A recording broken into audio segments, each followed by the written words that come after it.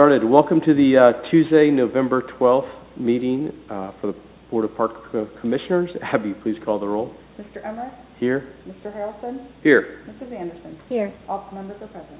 All right, first item is the approval of our October 21st minutes.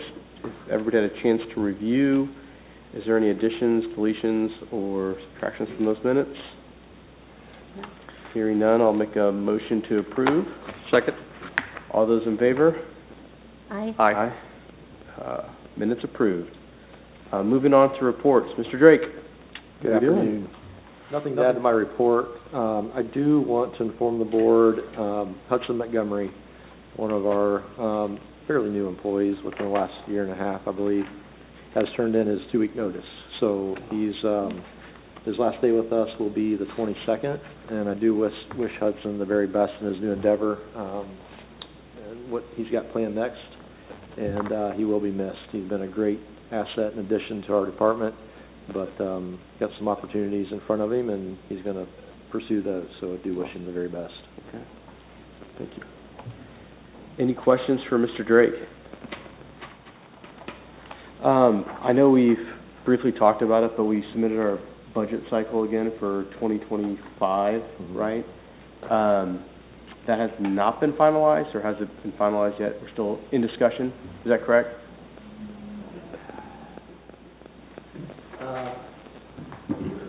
So we had our Finance Committee meeting, budget work session last night, discussed everything.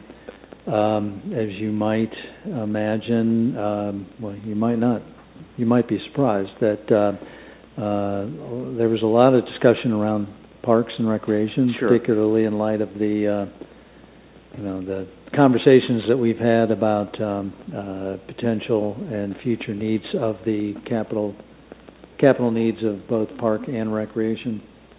So in the just a note that in the recommended budget that will be discussed, probably read for a first time at the council meeting next Monday, probably wouldn't get passed until 2 weeks later. Of course, it's not effective until January 1st. In the park budget, there is $100,000 recommended to hopefully extend Structure Point's contract. They are the consultants that did the comprehensive plan, and they're currently going through the zoning code to update that to a unified development concept. And they have done an initial assessment of the parks and recreation and quality of life. So they're in the best position to hit the ground running.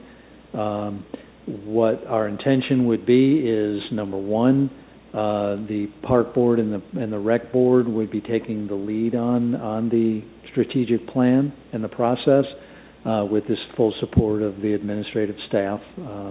Probably the development department, since they've got the relationship with Structure Point and their leadership and have gone through the process so far year to date, or project to date, I should say. And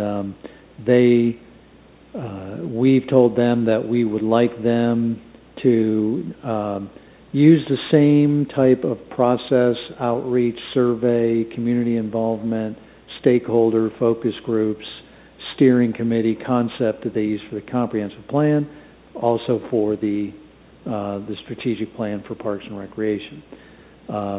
Council is interested in understanding, what our inventory is, what the community's priorities are, both for current assets as well as any future potential programs, projects, etc., and then any preferred mechanisms or energy for future financing of those priorities.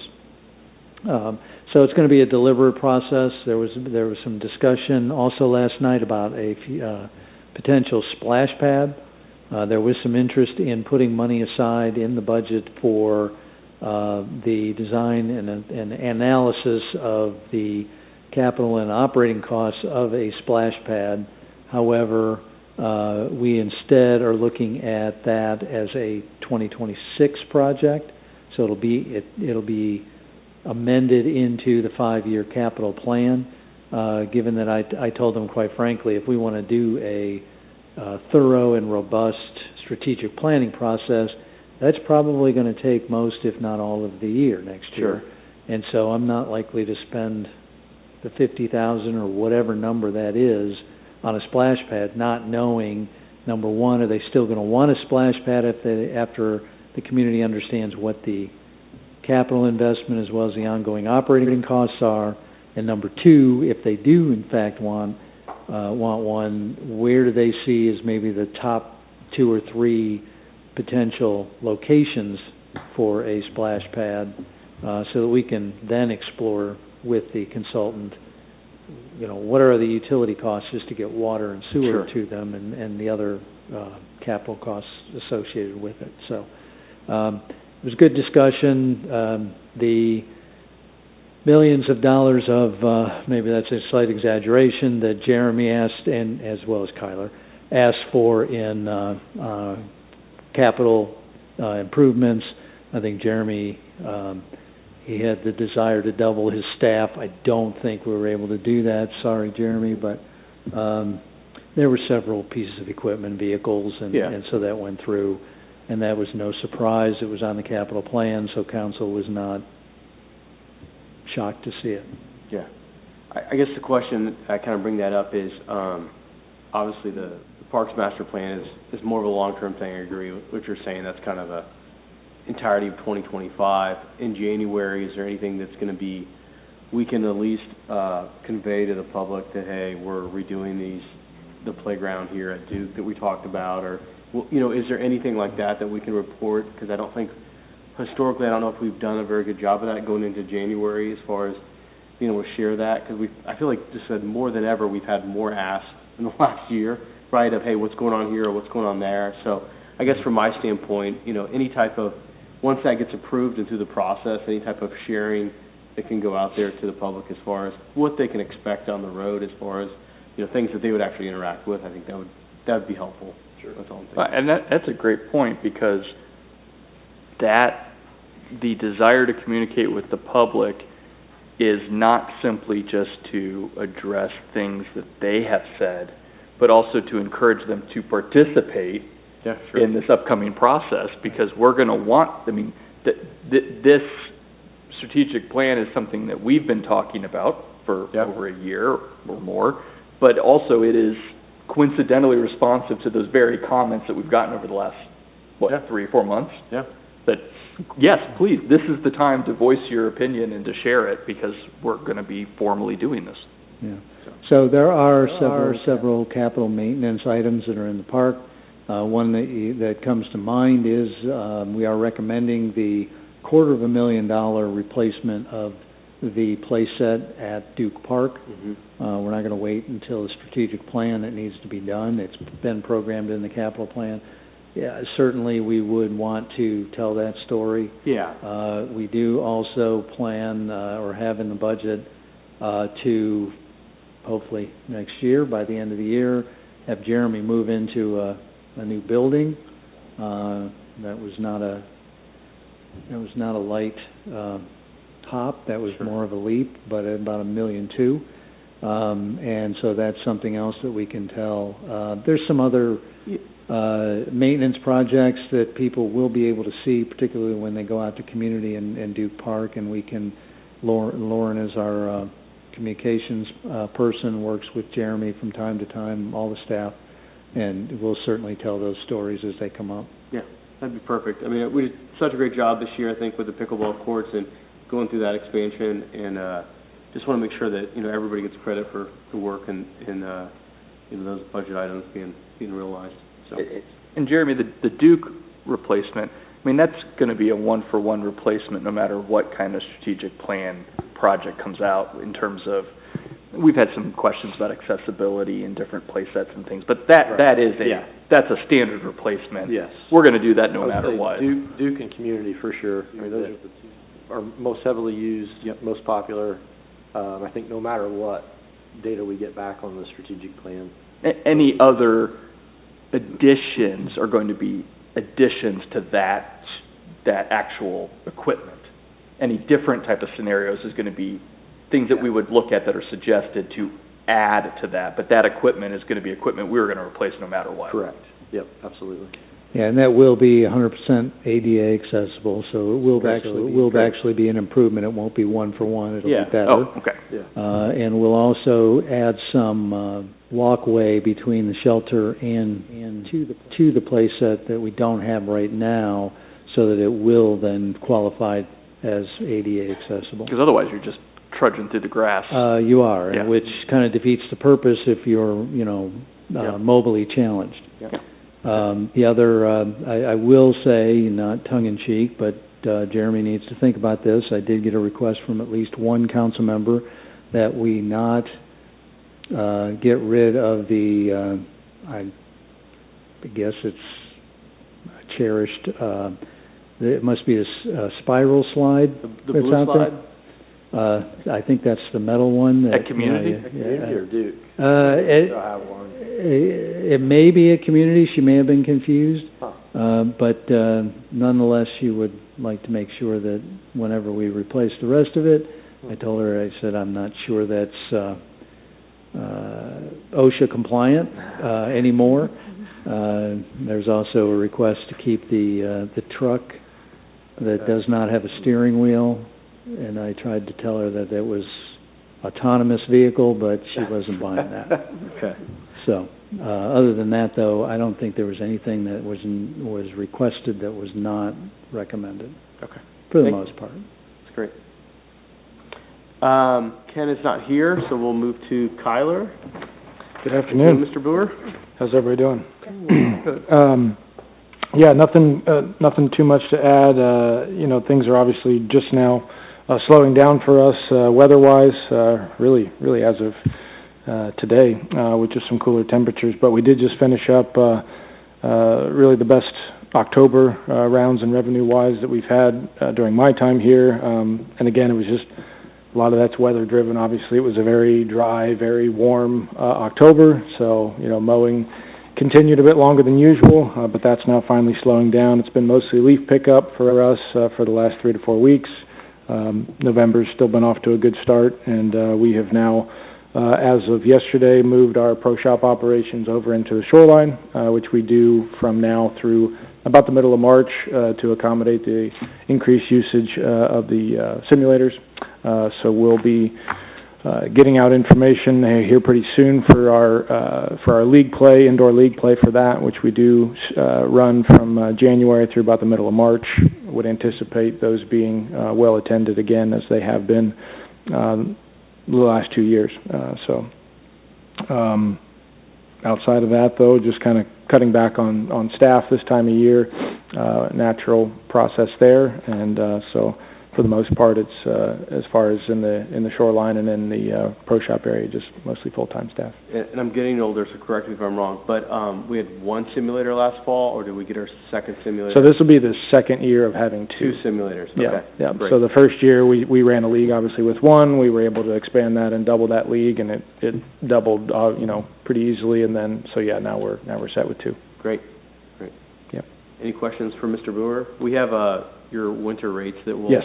approve here in the old business after that. Mm-hmm. Any questions for Mr. Boer?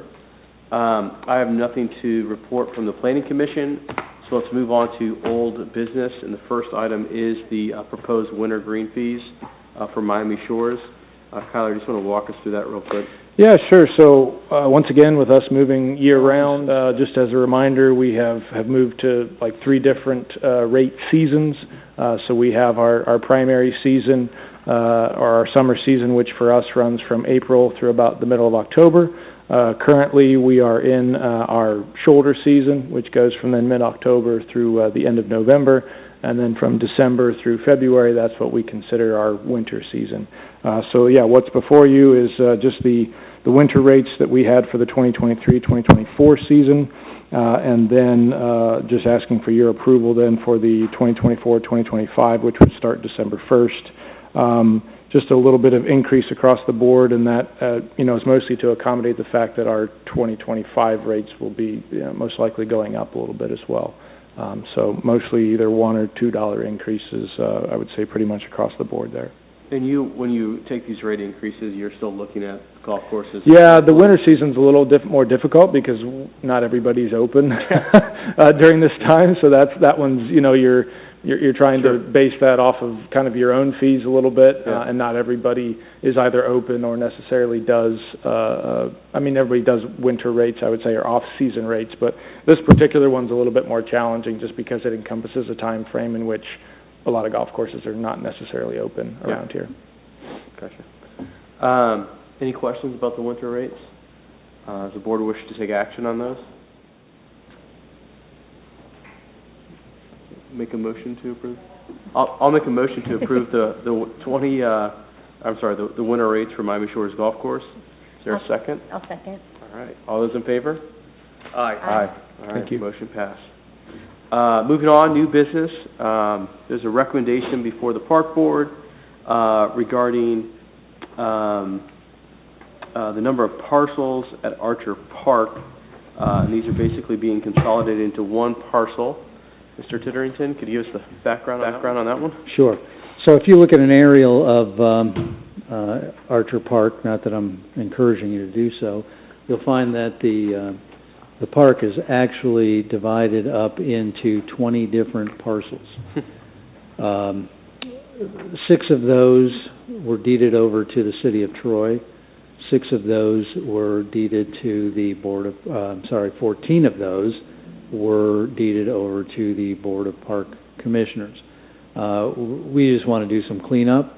We want to combine those into one lot, replat them, and then deed those over to the under the title of the Board of Park Commissioners, just to make it cleaner. And so what we're asking is that you make a positive recommendation to the council so that they can then approve it. We can then replat it, and then we'll have it retitled in the board's name. Any clue why it was originally done that way? Is it just the building lots? How they were... Well, it goes way back to, I believe his name was Mr. Archer, who owned the original acreage, and he would, maybe for tax purposes, I don't know, he would give a parcel at a time. Actually, starting when I looked at the dates, it looked like it started back, the first parcel being that northern ball field parcel, and then working our way towards Adams Street, which really wasn't there that long ago. And then the final parcel, and so at some point, it went from 1 to 14 under the board, and then 1 to 5 to the city, and then the last parcel is the one that's actually north of the ball field, the second ball field, which is the entrance to Governor, that little walkway. Yeah. That then was deeded to the city again. So it was odd how it was done, and it was a year at a time. So, any questions for Mr. Titterington? No. You may not know this, Patrick, but there's when I pulled up on the auditor, just looking at from the same image, that thin strip on the east side along the edge. That is actually city right-of-way. We contemplated maybe vacating that, but if we vacate it, then half of that strip would go to the adjacent property owners, and the other half could be then combined to Archer. So we figured, well, it's right-of-way, which has a different set of rules and a different set of concepts from the ORC, the Ohio Revised Code. So there was no harm in leaving that and then just having the park as one big parcel. Right. Because we still have, there's no question, because the entryway is within the right-of-way almost entirely. Yeah. But it is. Yeah, okay. Does the park board wish to take action? I will move to make the recommendation as requested by the service director for the city council to combine all of the parcels in Archer Park into one parcel in the name of the Board of Park Commissioners. Is there a second? I will second. All those in favor? Aye. Aye. All right. Anything else to come before the park board today? Hearing none, I'll make a motion to adjourn. I'll second. All those in favor? Aye. Aye. Meeting adjourned.